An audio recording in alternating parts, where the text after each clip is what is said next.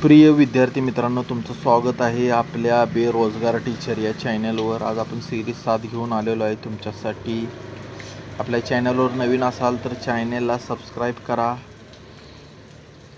आणि हा व्हिडिओ गरजू विद्यार्थ्यापर्यंत पोहोचवा. एका पण गरजू विद्यार्थ्याचा याचा फायदा झाला तर आपलं जीवन सार्थक होईल असे आपण मानतो.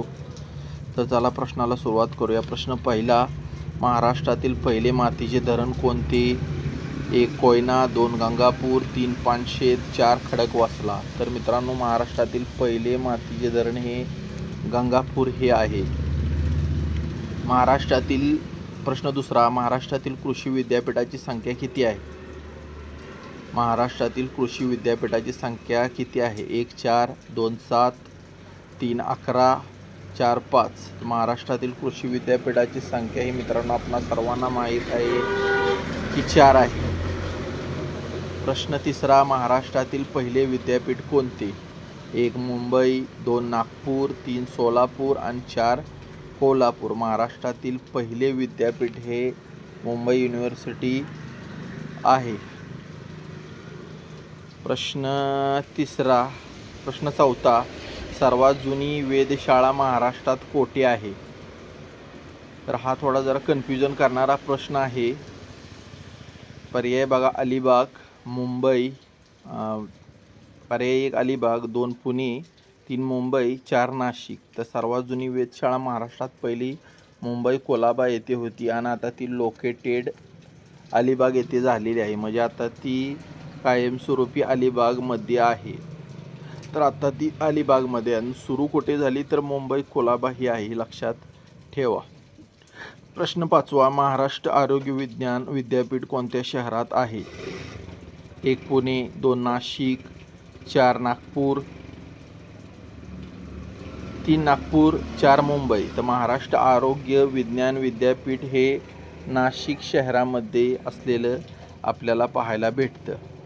प्रश्न 6वा, महाराष्ट्रातील एकमेव यशवंतराव चव्हाण मुक्त विद्यापीठ कोठे आहे?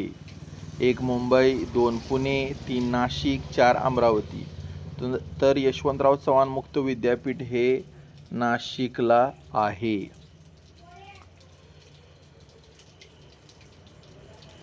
ह्या यशवंतराव चव्हाण मुक्त विद्यापीठाचा भरपूर विद्यार्थ्यांना फायदा झालेला आहे. जे जॉब, नोकरी किंवा आपला बिझनेस वगैरे बघता शिकण्याची ज्यांची आशा आहे त्या सर्वांसाठी हे यशवंतराव चव्हाण मुक्त विद्यापीठ एका वरदानासारखं झालेलं आपल्याला पाहायला मिळतं.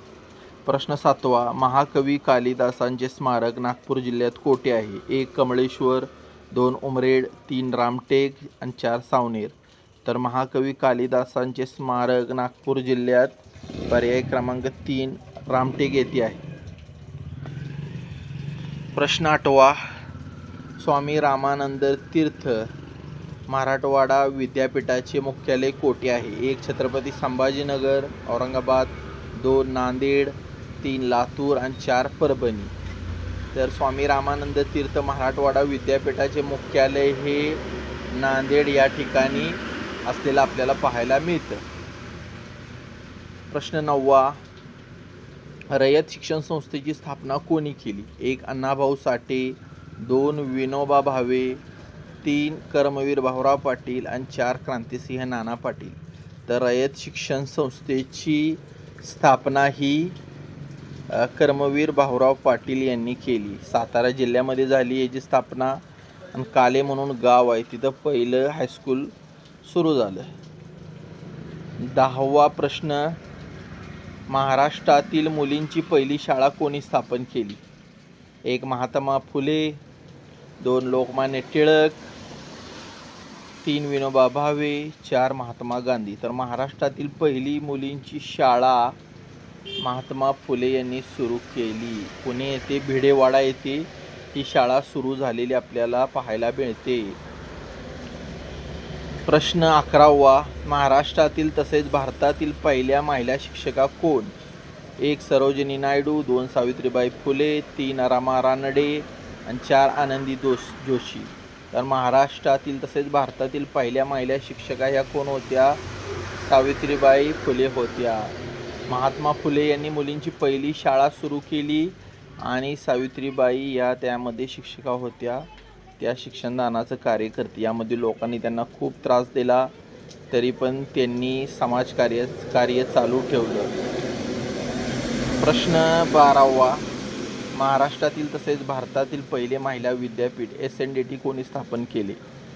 1. महात्मा फुले, 2. महर्षी कर्वे, 3. महात्मा गांधी, 4. लोकमान्य टिळक. तर महाराष्ट्रातील तसेच भारतातील पहिले महिला विद्यापीठ हे महर्षी कर्वेंनी सुरू केलं. त्यांनी ज्याला त्यांच्या आईचं नाव दिलेलं आपल्याला पाहायला मिळतं. प्रश्न 13. महाराष्ट्राचे सध्याचे शिक्षण मंत्री कोण आहेत? 1. एकनाथ शिंदे, 2. दादा भुसे, 3. देवेंद्र फडणवीस, 4. पंकजा मुंडे. तर महाराष्ट्राचे सध्याचे शिक्षण मंत्री हे दादा भुसे हे आहेत. हे नाशिकमधून मालेगाव या ठिकाणाहून येतात. असा हा मित्रांनो आजचा आपली प्रश्न सिरीज आहे. कशी वाटली नक्की कळवा. लाईक करा, कमेंट करा आणि तुमचं प्रेम असंच आपल्या चॅनलला राहू दे. हा व्हिडिओ जास्तीत जास्त विद्यार्थ्यापर्यंत आपल्याला सेंड करण्याचा प्रयत्न करा. आपण डिटेलमध्ये एकदम बारीक प्रश्न तुमच्यासाठी घेऊन येणार आहोत. आत्तासाठी थँक्यू, आभारी आहे. असंच प्रेम राहू दे.